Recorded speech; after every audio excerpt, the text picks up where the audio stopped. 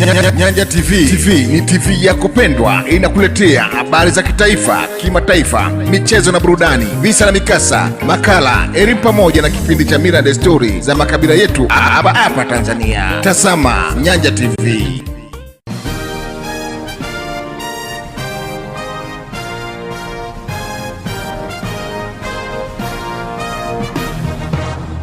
Nyanja TV. Majina anaitwa Vilimba Abel Wambali, kikundi cha mtu mwenye mahitaji maalum.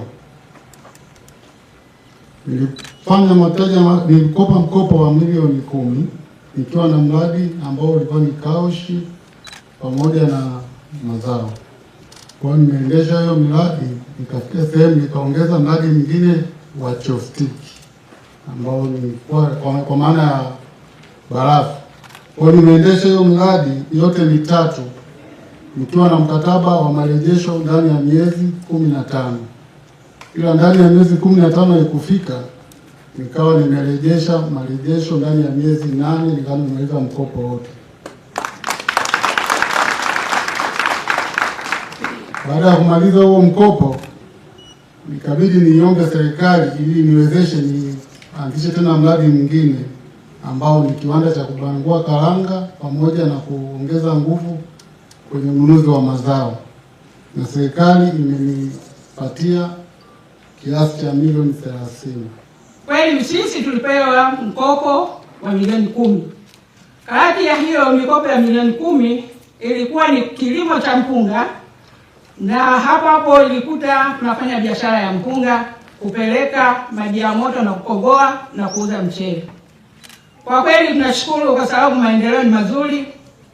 Hapa tulipo tumefuga mbuzi, hapo tulipo tumefuga nguruwe, hapa tulipo tumefuga kuku.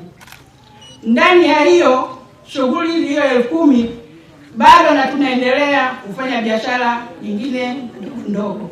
Jina naitwa Charles Evarist Mafungo, ni mwenyekiti wa kikundi cha vijana tunaithamini afya yako maji moto. Tumekopeshwa shilingi milioni 50 mwaka jana mwezi wa 2, na tumeanza kurejesha mwezi wa 6, mpaka sasa tunarejesha vizuri. Pesa hizi tulizopewa tumepewa ili zituinue. Tumepewa pesa hizi ili ziweze kutusongesha kuanzia sisi wenyewe, lakini na familia ambazo zinatutegemea. Binafsi mimi naushukuru uongozi wote umekuwa pamoja na sisi. Michakato ambayo imekuwa ikifanyika sasa ni tofauti kidogo na wakati sisi tunapitishwa ili tupewe ile mikopo. Sisi kidogo tulipitishwa kwenye heka nyingi za hapa na pale, lakini yote kwa yote mwisho wa siku unajua kwamba hakuna pesa rahisi. Pesa zote zinapatikana kwa jasho, hakuna pesa ambayo inapatikana kirahisi. Niwaase vijana, siwezi kuacha kusema kuhusu vijana kwa sababu mimi mwenyewe ni kijana. Siwezi kuwazungumzia walemavu wala siwezi kuwazungumzia wakina mama, lakini ninaamini pesa ya mkopo haipatikani kwenda kusuka. Pesa ya mkopo haiendi kununua smartphone. Pesa ya mkopo haiendi kuongeza mke. Pesa ya mkopo inaenda kwenye kusudio ambalo tulikusudia wakati tunajadili kama kikundi tuende tukaifanyie kazi hiyo pesa. Mheshimiwa Mkuu wetu wa Mkoa, kwa mwaka huu 25-26 awamu ya kwanza, halmashauri inatoa mkopo wa jumla ya thamani ya shilingi milioni 365,750 kwa vikundi 27, ambapo vikundi vya wanawake ni 11, vya vijana 14 na wenye ulemavu ni vikundi viwili katika mchanganuo ufuatao. Vikundi 14 vya vijana vinachukua jumla ya shilingi milioni 214 ambayo ni sawa na 58%. Tutaiona kwamba hapa imezidi kidogo kwenye ile 442. 11 vya wanawake vinachukua jumla ya shilingi milioni 115 ambayo ni sawa na 31%, na vikundi viwili vya wenye ulemavu vinakopeshwa jumla ya shilingi milioni 36 ambayo ni sawa na 9.8%. Mwaka jana halmashauri hii imekusanya zaidi ya milioni 220 katika sekta moja tu ya ufuta. Piga makofi kwa ufuta. Sekta moja tu, Mheshimiwa Mkuu wa Mkoa, imekusanya milioni 220. Mwaka juzi, Mheshimiwa Mkuu wa Mkoa, sekta hii ya ufuta ilikusanya milioni 8 tu. Sasa Mheshimiwa Mkuu wa Mkoa, niombe tuungane pamoja kuhakikisha kwamba mwaka huu tunakaza buti vizuri ili bilioni 1 ifikiwe bila kuvuta jasho la aina yoyote. Piga makofi mengi sana bila hofu. Mheshimiwa Mkoa, kwa sababu hiyo sio hiyo tu, lakini watumishi kuwa wazalendo kusimamia ukusanyaji wa mapato. Mheshimiwa Mkoa, miaka 2-3 iliyopita makusanyo yalikuwa ni dhaifu sana, lakini hivi sasa tunapita kifua mbele. Halmashauri ya Mlele, halmashauri ya Mpimbwe, watumishi wamejionyesha wazalendo kuhakikisha kwamba wanakusanya mapato ambayo serikali imeelekeza, na tunakuahidi kwamba bilioni 5 hizi za makusanyo tutahakikisha kwamba zinakusanywa kwa nguvu zote.